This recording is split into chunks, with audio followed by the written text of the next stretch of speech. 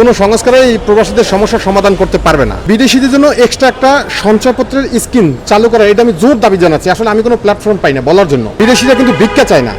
আপনি যত ধরনের ট্রাস্ট করেন, যা কিছু করেন, মন্ত্রণালয় করেন, কোনো উপকারে আসে না, কোনো বিদেশি কোনো উপকারে আসে না। শুধু একটা জিনিস, আমাদের টাকা দিয়ে আমরা সঞ্চয়পত্র কিনবো বাংলাদেশ ব্যাংক থেকে। আমাদের টাকাটা নিশ্চিত থাকবে, ওই টাকাটা কোনো ক্ষতি হবে না। ওই যে 2.5% যেটা আছে সেটাও বন্ধ করে দিক, শুধু সঞ্চয়পত্র কেনার সুযোগ দিক। বাংলাদেশ ব্যাংকে আমরা বিনিয়োগ করব, সেখান থেকে অন্য সবার চেয়ে আলাদা একটা সম্মানই আমাদের দিবে। কোনো সংস্কারে এই প্রবাসীদের সমস্যার সমাধান করতে পারবে না। হ্যাঁ, কিন্তু একটা জিনিস করতে পারে, সেটা হচ্ছে যেই কথাটা কেউ বলে না, যেমন সঞ্চয়পত্রের বিষয়টা একটু বলি আলাদাভাবে।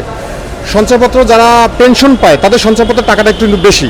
পেনশন সঞ্চয়পত্র, পারিবারিক সঞ্চয়পত্র তাদের 912 টাকা করে দিচ্ছে। এটা আগে অনেক ভালো ছিল, ভালো একটা হ্যান্ডসাম দিত।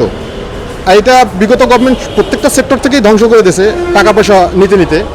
তো প্রবাসীদের জন্য আলাদা একটা সঞ্চয়পত্র করা হতো, যেখান থেকে প্রবাসীরা 10 লাখ টাকা যদি জমা রাখে, তার পারিবারিকভাবে সঞ্চয়পত্র, তার পাসপোর্ট থেকে বিদেশ থেকে টাকা পাঠালে সেখানে যদি 3000 টাকা করে দিত, যেমন 10 লাখ টাকা ইনকাম করলে ওই প্রবাসী বিশেষ করে দেশে আসলে খুব বিপদে পড়ে। সে ওখানে 10 লাখ টাকা সঞ্চয় করলে সে মাসে 30,000 টাকা পাইতো, তার সংসার নিয়ে চলতে পারতো, কিংবা তারও বেশি।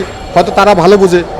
বিদেশিদের জন্য এক্সট্রা একটা সঞ্চয়পত্রের স্কিম চালু করা, এটা আমি জোর দাবি জানাচ্ছি। আসলে আমি কোনো প্ল্যাটফর্ম পাই না বলার জন্য। শুনুন, বিদেশিরা কিন্তু ভিক্ষা চায় না।